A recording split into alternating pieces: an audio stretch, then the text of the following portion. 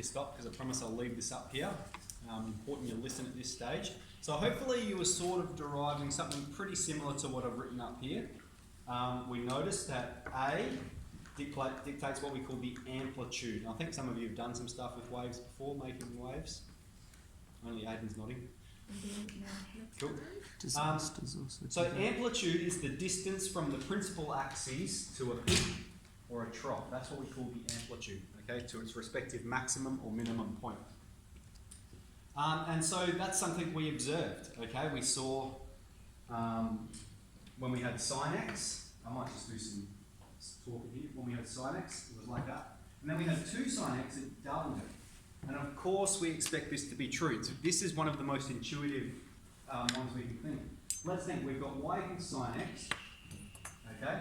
So this graph describes the y value given an angle. And then we've got y equals 2 times sine x. So it's taking whatever value we have anywhere along this graph and doubling it.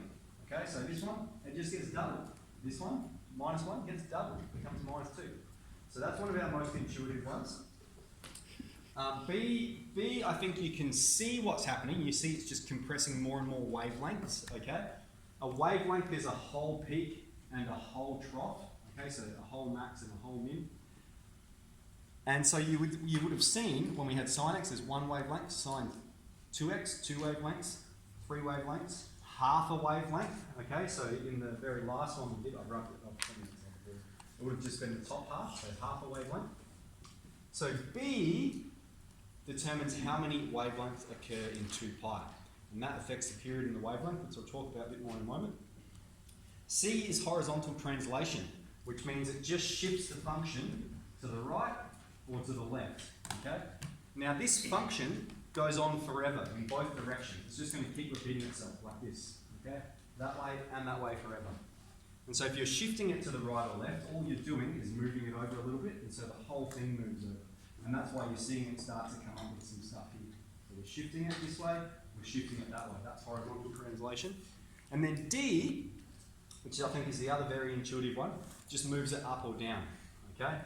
So here's the function, moves it up, moves it down, okay?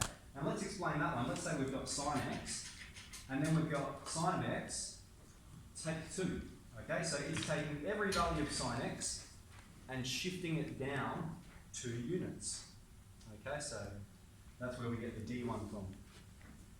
So that's A sine B of x take C plus D. That's what we'll start with today. We're going to do some graphing, and we'll sort of build on this a bit for next lesson as well.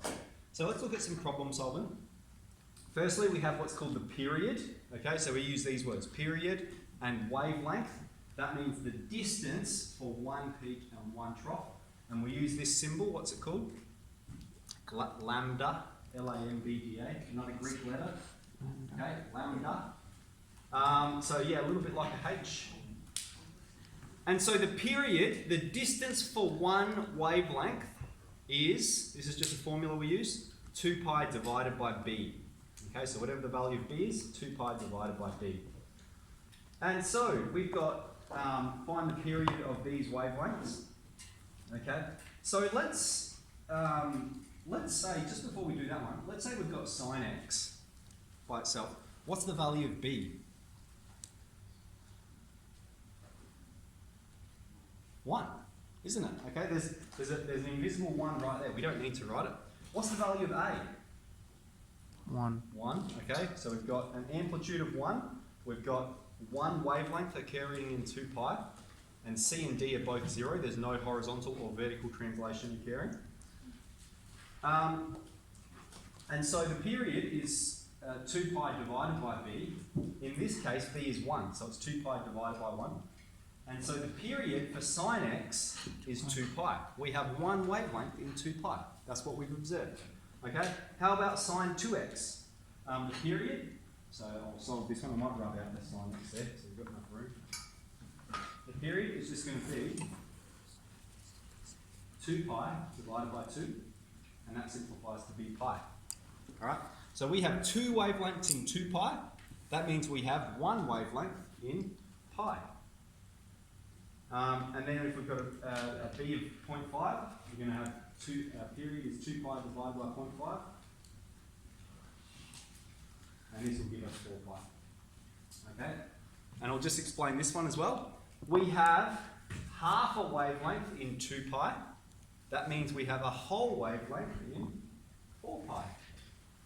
Okay, so today you'll be doing some graphing, you'll be doing some calculating the period, and then we're going to be using some technology as well up here. So I'll show you how we do this one. You can follow along with this example.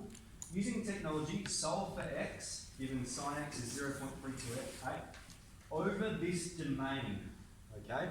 Now I've showed you how to change the V window, and so this is going to be our x min, and this is going to be our x max. That's the domain over which we're graphing this function, because we're going to see it repeats itself. So let's do that. We've got sine x. So I'm going to exit out here. I'm going to delete this function.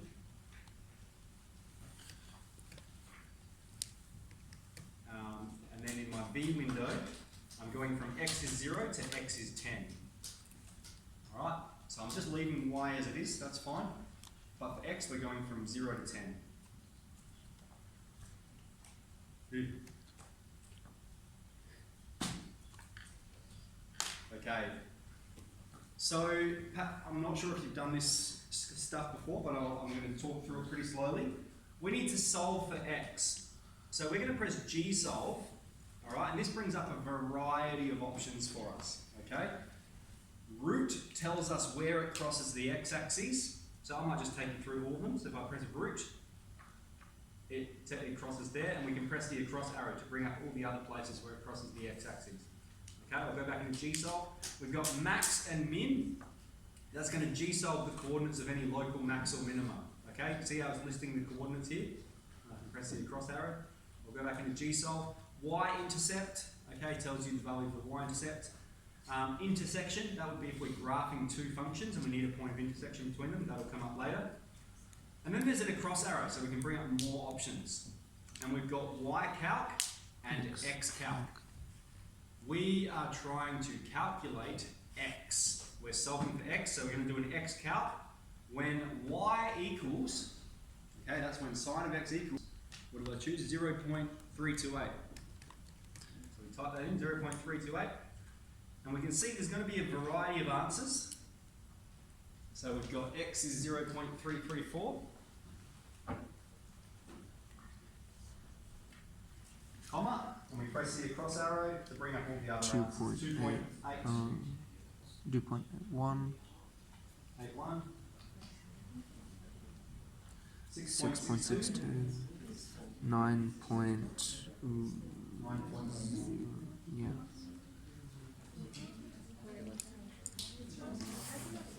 Okay, so I understand there's a few questions at the moment, all right, but that's enough to get started. So today, I've done a lot of talking.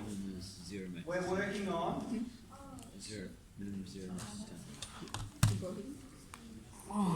Just leave that. questions 13 to 17. Okay, so get started on that. If you've got a question, I'll come see you now. But 13 to 17, that's what we can do. Test.